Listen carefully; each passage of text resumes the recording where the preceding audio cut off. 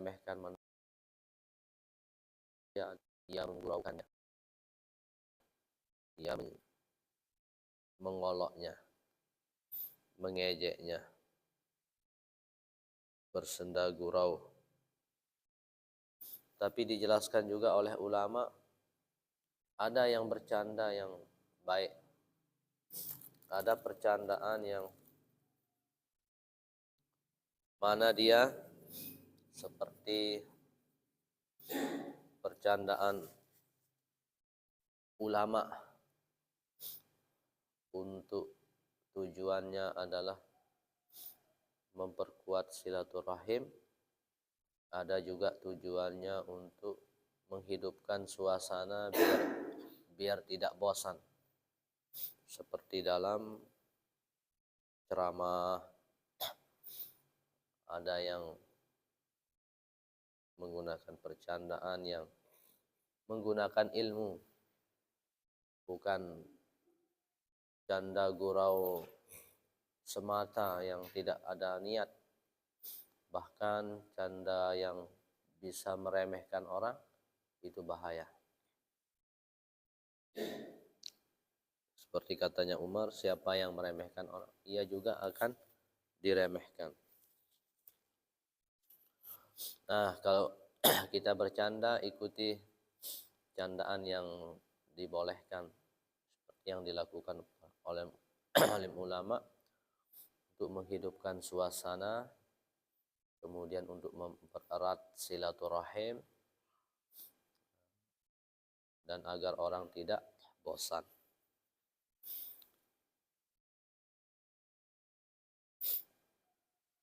Dan itu pun Rasulullah sampaikan, gurauan yang tidak berlandas ini itu adalah tipu daya syaitan dan tipu daya nafsu. Umar bin Abdul Aziz mengatakan, hati-hati dengan percandaan, karena sesungguhnya itu suatu sifat kebodohan yang dapat mewarisi hati yang keras. Nah, jadi kita ikuti percandaannya ulama yang berdasar, yang ada manfaatnya. Wa man aktsara min syai'in uriba bihi.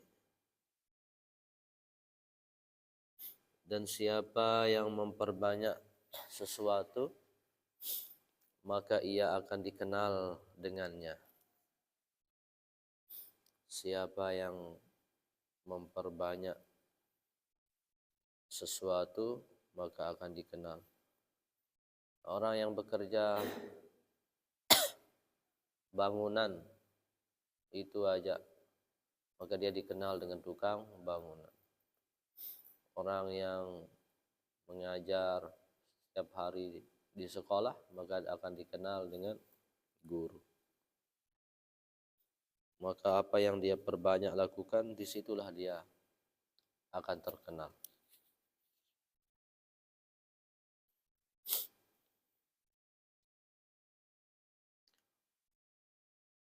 Wa man kasura kalamuh kasura saqatuh. Siapa yang banyak bicaranya, banyak juga salahnya. Siapa yang banyak bicaranya, banyak juga salahnya. Sehingga Rasulullah SAW menyampaikan, "Mayyu'minu billah wal yaumil akhir." Siapa yang beriman kepada Allah dan hari akhir, falyakul khairan, maka berkatalah yang baik, aw liyasmut, kalau hendak berkata yang baik, diam saja. Diibaratkan berkata yang baik itu adalah perak, dan diam dari perkataan yang tidak baik itu emas.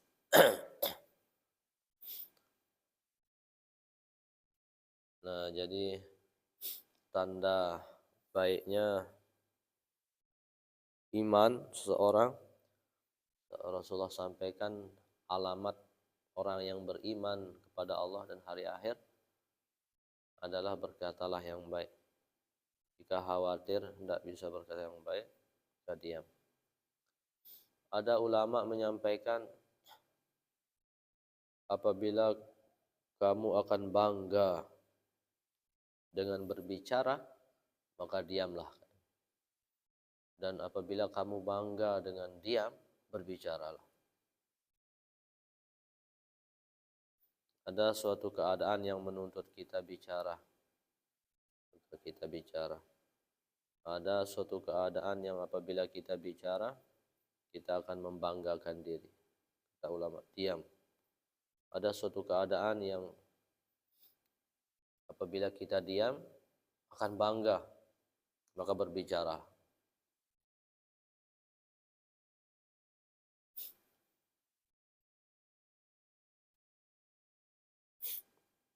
Ruwiya anhu sallallahu alaihi wasallam qala. Rasulullah sallallahu alaihi wasallam bersabda, "Inna aktsaran nasi dzunuban yaumal qiyamah aktsaruhum kalaman fi ma la ya'ni." Sesungguhnya kebanyakan manusia yang berdosa di hari kiamat adalah mereka yang paling banyak berbicara yang tidak perlu.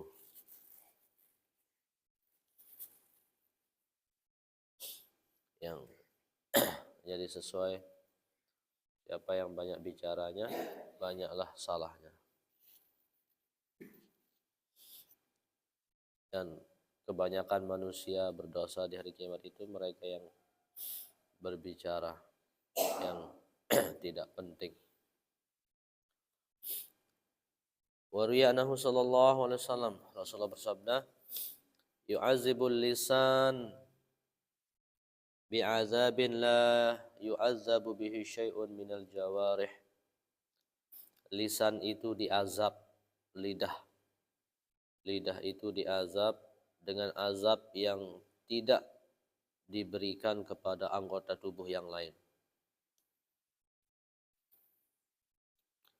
Jadi lidah itu punya azab khusus di akhirat, azab. Lidah itu diazab yang azabnya tidak diberikan kepada anggota tubuh yang lain, spesial ngerinya azab lidah. Wa yaqulu, lidah itu berkata, ya Rabbi lima azabtani bi azabin lam tu'azib bihi syai'an minal jawarih.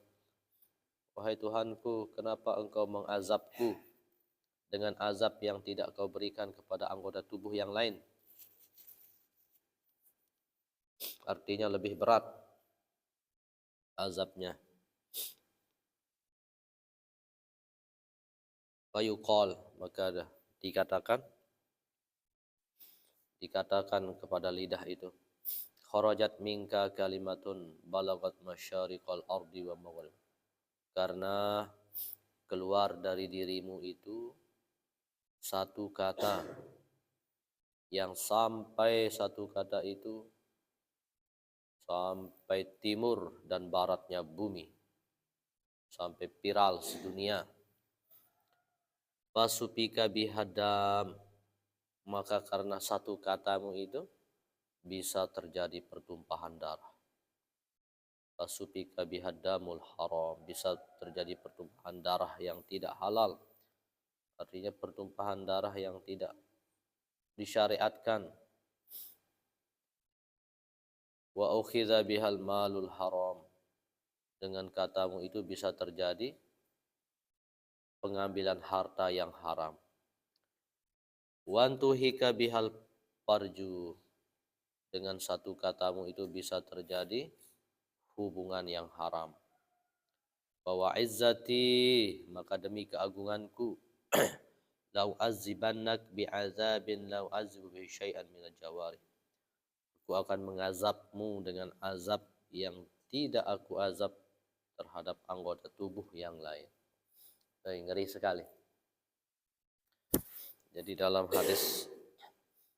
hadis Nabi, lidah itu diazab dengan azab yang khusus, berat, tidak diberikan kepada anggota tubuh yang lain.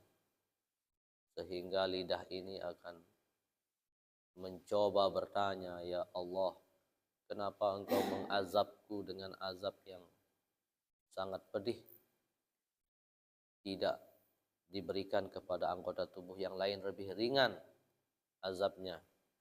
Kenapa ya Rabbi? Apa dijawab? Karena darimu keluar satu kata yang dengan satu kata itu bisa viral dari ujung barat sampai ujung timur bumi, kemudian menyebabkan pertumpahan darah yang tidak halal, bisa terjadi pengambilan harta yang haram, bisa terjadi hubungan yang haram, bisa terjadi kekacauan. Itu ngerinya. Bisa kita lihat contoh baru-baru ini, karena lidah terjadilah kericuhan di negeri kita ini. Karena lidah kan, karena lidah yang tidak dijaga, semua hati sakit, akhirnya terjadi pertumpahan darah yang tidak halal, bukan yang disyariatkan. Dan benar pas terjadi pengambilan harta yang tidak halal, itu dijarah, bukan harta yang halal itu. Itu karena lidah, gara-gara lidah dulu terjadi, kemudian terjadi hubungan yang haram, sampai terjadi fitnah, diumbar pakaian dalamnya seorang, kemudian dimunculkan fitnah-fitnah yang dapat membangkitkan syahwat, sehingga sesuai dari hadis Nabi terjadi hubungan yang haram. Nah, jadi itu lidah. Apa yang ditulis oleh tangan, itulah yang diucapkan oleh lidah. Apa yang sekarang ini diketik di HP, di laptop, status, itulah ucapan lidah. Itu dijelaskan dalam Bidayatul Hidayah.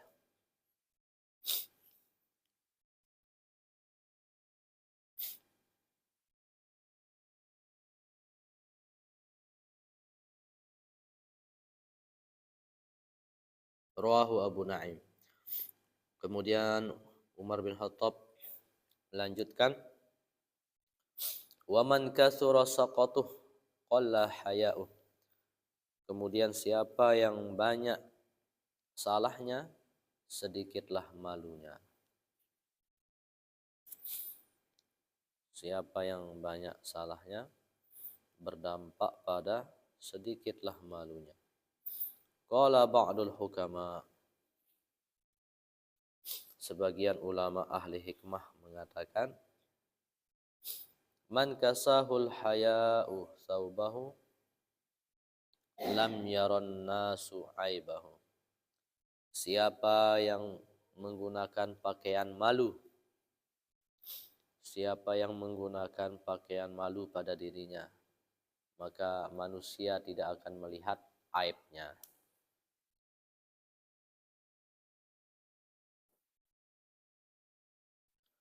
Jadi orang yang banyak salahnya, sedikit malunya. Jadi, kalau sudah banyak salah, maka berdampak sedikit malu jadinya. Dan ulama ahli hikmah mengatakan, siapa yang menggunakan pakaian malu, manusia tidak akan melihat aibnya. Tapi siapa yang tidak punya malu, artinya manusia akan melihat aib-aibnya, kekurangannya, dinampakkan karena tidak malu. Wa qala ba'dul bulgha, berkata sebagian ahli bahasa,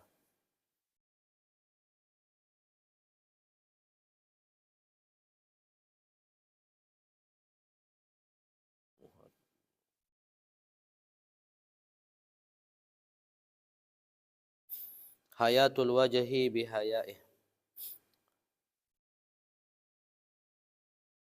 hidupnya wajah itu dengan malu. Kama anna hayatal gorsi bima'ih.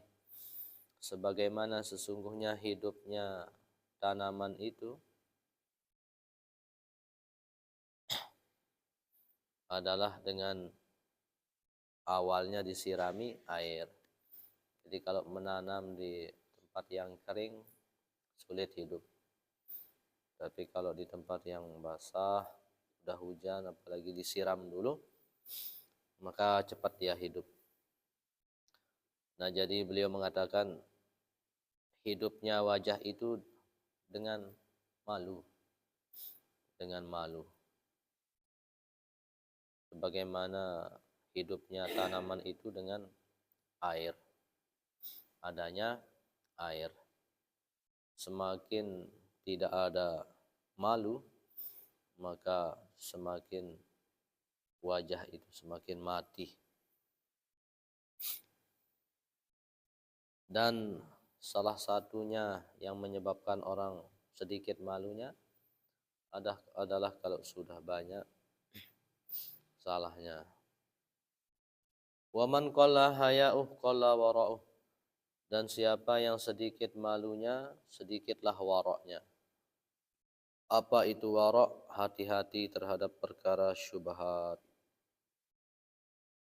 Jauhkan diri. Ini tidak jelas, tidak berani diambil. Tidak berani dimakan. Tampak ada halalnya, tampak ada haramnya, itu syubhat. Jadi tidak berani, itulah warok. Hati-hati. Tapi orang yang sedikit malunya, maka sedikitlah kehati-hatiannya. Wa man qalla wara'uh, siapa yang sedikit malunya, waroknya, mata qalbuh, maka meninggallah hatinya, mati hati. Nauzubillah min dzalik. Falam yaqbalil mawa'izah, kalau sudah hati mati, maka tidak lagi bisa menerima nasihat-nasihat. Fa inna ab'adan nas minal, sesungguhnya manusia yang paling jauh dari Allah, qalbun qasin, adalah hati yang keras. Ini dia perkataan nasihat mendalam dari Sayyiduna Umar bin Khattab. Man istakhab, yang pertama, man kasura dhahikuh qallat haibatuh. Siapa yang banyak tertawanya, sedikit wibawanya, harga diri. Rasulullah bersabda, janganlah banyak tertawa, karena sungguhnya banyak tertawa bisa mematikan hati dan menghilangkan cahaya wajah. Kemudian yang kedua, kata Umar bin Khattab, siapa yang meremehkan manusia, dia pula akan diremehkan. Dan salah satu contoh meremehkan manusia dapat dibuktikan dari hadis Nabi, gurauan yang berlebihan, yang tidak berdasar, itu adalah jalannya tipu dayanya syaitan dan tipu dayanya hawa nafsu. Umar bin Abdul Aziz mengatakan, gurauan yang berlebihan itu, yang tidak berlandaskan ilmu itu, adalah suatu sifat kebodohan yang dapat mewarisi hati yang keras.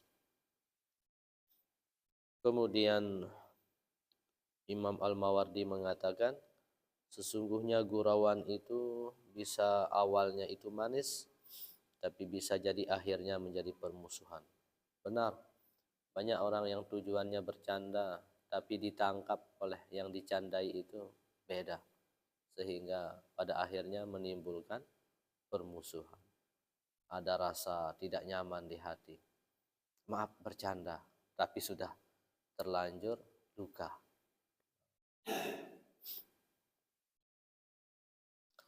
Siapa yang banyak melakukan sesuatu, maka dia dikenal dengan sesuatu itu. Orang yang hari-harinya ya sesuai bidang masing-masing, disitulah dia dikenal. Siapa yang banyak bicaranya, banyaklah salahnya. Siapa yang banyak salahnya, maka sedikitlah malunya. Dan siapa yang sedikit malunya, sedikitlah waraknya. Siapa yang sedikit waraknya, maka rusaklah hatinya. Mungkin dari ini ada tambahan, usulan, silakan.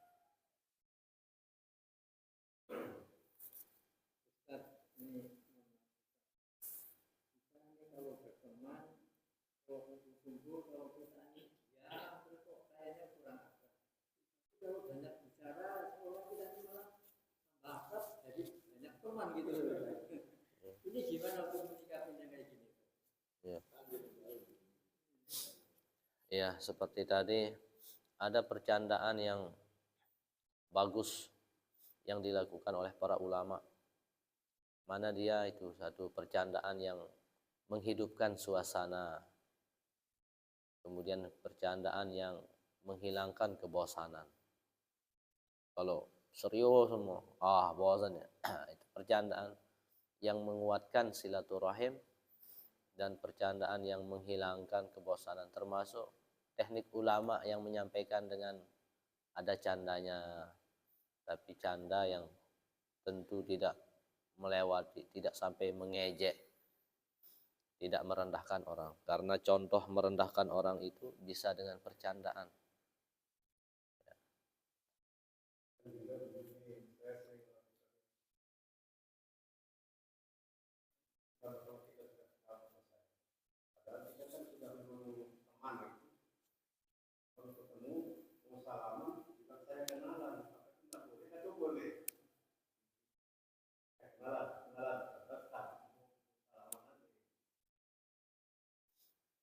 Ya.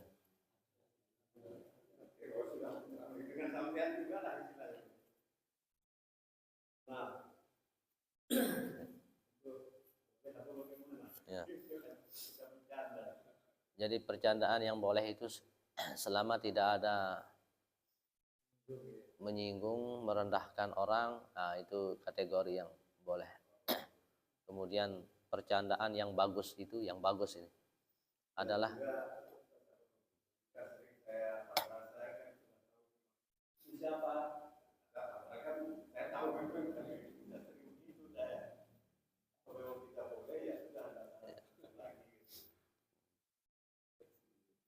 ya, kalau percandaan yang bagus itu yang tadi orang ngantuk-ngantuk bisa dibuat tidak ngantuk.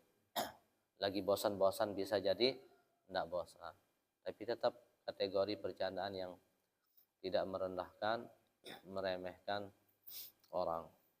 Karena bahayanya kalau keliru seperti yang disampaikan Imam besar, Imam Mawardi, bisa jadi percandaan awalnya manis kata beliau, tapi bisa akhirnya menjadi permusuhan.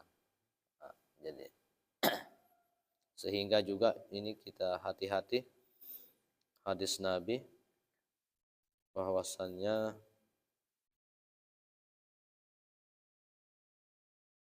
percandaan itu bisa menjadi jalannya syaitan dan tipu daya hawa nafsu. Mungkin ada tambahan.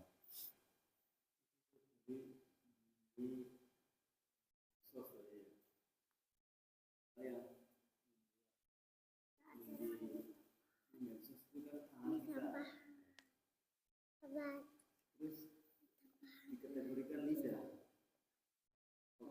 Azan yang diberikan dengan diri itu tangannya Ya. Ada hadis, siapa yang membantu orang maksiat meskipun dengan satu kalimat, maka ia termasuk bagian daripada itu. Tangan membantu lidah, sama dia dia akan mendapatkan bagian daripada azabnya lidah. Bantu lidah. Tapi dalam kitab Imam Ghazali itu disebutkan apa yang ditulis oleh tangan itulah yang termasuk yang diucapkan oleh lidah katanya.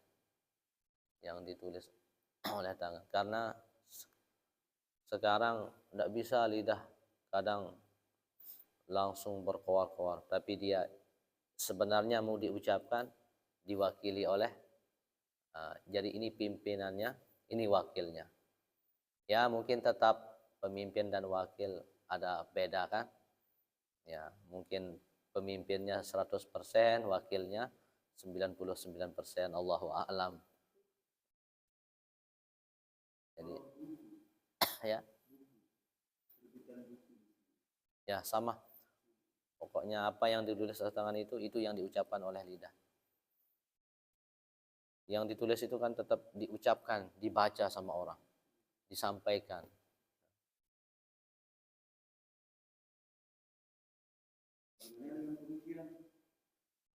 Pemikiran masih belum diucapkan. Pokoknya yang sudah keluar, itulah yang diucapkan.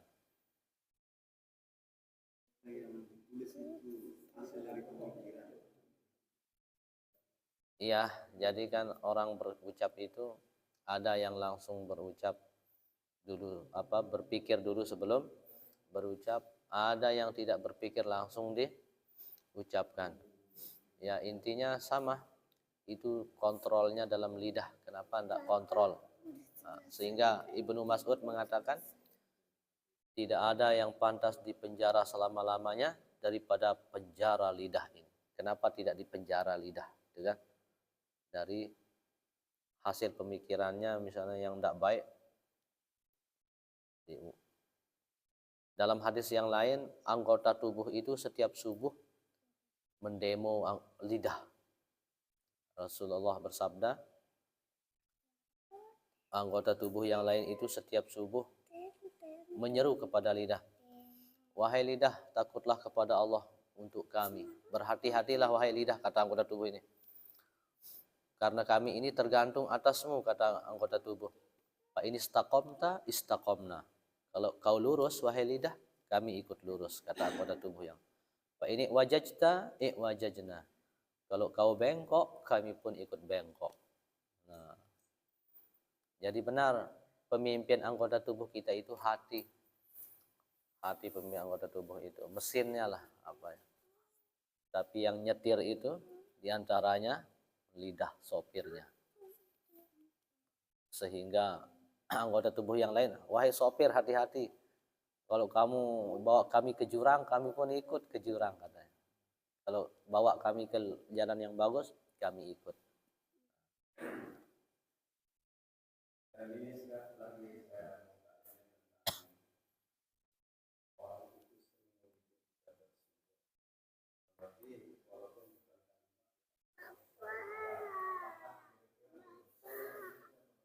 Udah kayak Saya kalau pergi dari mana pas kalau dia ada di rumah duduk, langsung kalau dia melihat saya langsung masuk. Kamu sholat pun begitu terus. Asal saya lihat masih jauh sudah langsung masuk. Itu bahkan. Padahal saya hari-hari sholat itu sama dia hari-hari. Saya bilang ada apa? Sebenarnya kalau ketemu juga kadang-kadang dia tidak mau lihat saya, tapi saya tetap saya sapa. Itu kira-kira kalau menurut perasaan kita dia tidak berdosa atau bagaimana? Ya. Ya justru itu. Saya kan tersinggung sedikitnya pada ucapan darah saya. Kebetulan aja. Tidak, kebetulan. Hari-hari, hampir hari-hari. Ya.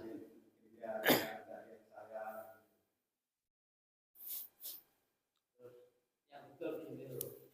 Program anak kamu apa musafirnya itu apa? Kalau kamu bilang saya, begitu loh Pak. Daripada nanti jadi masalah lagi. Kalau di sini dia buka, apa kamu begini kan? Iya. Nanti ya saya sabar aja. Saya tersinggung begini apa kan dia begini.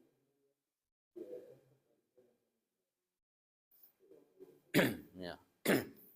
Jadi sahabat pernah bertanya kepada Rasulullah, ya Rasulullah, siapa yang paling besar ujiannya, cobaannya.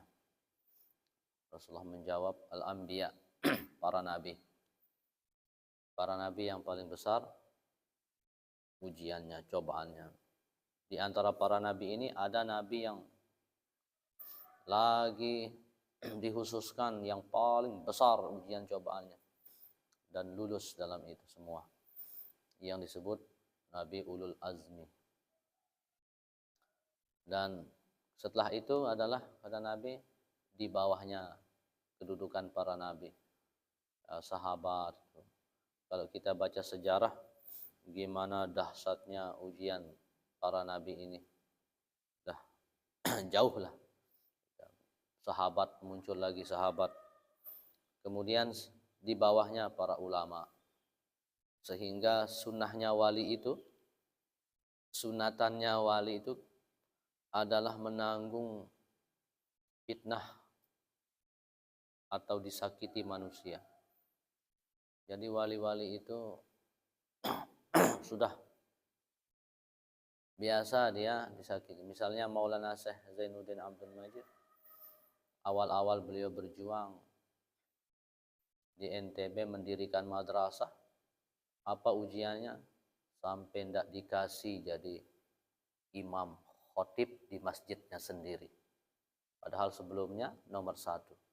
Itu karena mendirikan madrasah, tidak dikasih di masjidnya sendiri.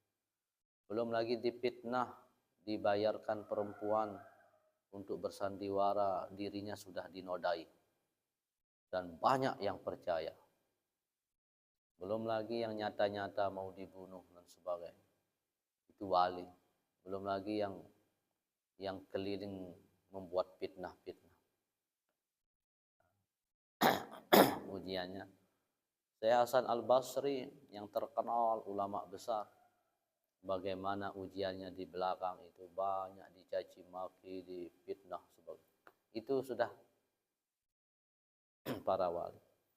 Kemudian Rasulullah menyampaikan, seorang itu akan diuji sesuai kadar agamanya. Semakin tinggi agama seorang, maka meningkatlah ujiannya. Rendah agamanya sesuai dengan kadar agama kita, itu ujian kita. Jadi sebagai bentuk Allah ingin mengangkat derajat hambanya, tidak mungkin dia lepas dari ujian, termasuk ujian sosial sesama ini dari manusia. Maka Rasulullah memberikan kita gambaran keistimewaannya. Siapa yang diungkap aibnya tapi dia tidak mengungkap aibnya kembali, misalnya kamu ini begini, tapi dia tidak, kamu juga begini, tapi dia sabar, tidak balas sebut aibnya. Apa kata Rasul?